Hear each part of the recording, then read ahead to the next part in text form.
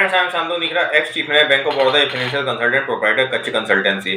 तो आज बात करेंगे सरफाइसी ऑक्शन में जो बिडर पार्टिसिपेट करता है उसको कितने दिन का टाइम मिलता है पूरा पेमेंट करने के लिए। तो देखिए, सबसे पहले बात करेंगे ऑक्शन प्रोसेस में 10% तो आप ईएमडी जमा करते हैं, ठीक है, जो आपका ऑक्शन का रिजल्ट प्राइस होता है। फिर जो आपका फाइनल प्राइस होता है, जो जिस ऑक्शन प्राइस पे आप हाईएस्ट बिडर होते हैं, उसका 25% नेक्स्ट डे तक आपका डिपॉजिट हो जाना चाहिए एज पर सेल्स कंफर्मेशन। अब बचा रिमेनिंग 75%। तो एज पर सेल नोटिस आपको विद इन 15 डेज ये भी अमाउंट जमा करना होता है।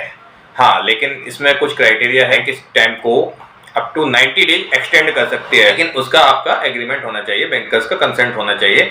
ये कोई बिडर का राइट नहीं है, क्योंकि सेल नोटिस में पहले से ही पब्लिश होता है कि विद इन 15 डेज आपको पेमेंट करना है। कोई बिडर की ऐसी कंडीशन बनती है जिसके हिसाब से वो पेमेंट नहीं कर पाए तो उसमें एक्सटेंशन ले सकता है, तो बैंक उसको अप टू 90 डेज का एक्सटेंशन दे सकती है, इससे ज्यादा बियॉन्ड नहीं दे सकती।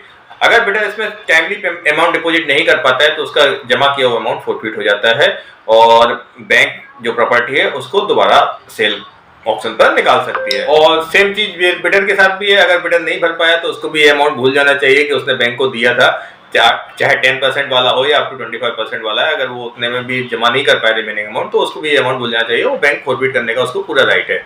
हाँ, लेकिन रही बात टाइम एक्सटेंशन की, तो देखिए इसमें बिडर का कोई राइट नहीं है कि भाई वो टाइम एक्सटेंशन उसको मिलेगा ही मिलेगा। क्रेडिटर मतलब secured creditor means bank, secured creditor bank और जो बिडर है उसके बीच का एग्रीमेंट होता है कि भाई उसको टाइम एक्सटेंशन देना है कि नहीं देना है।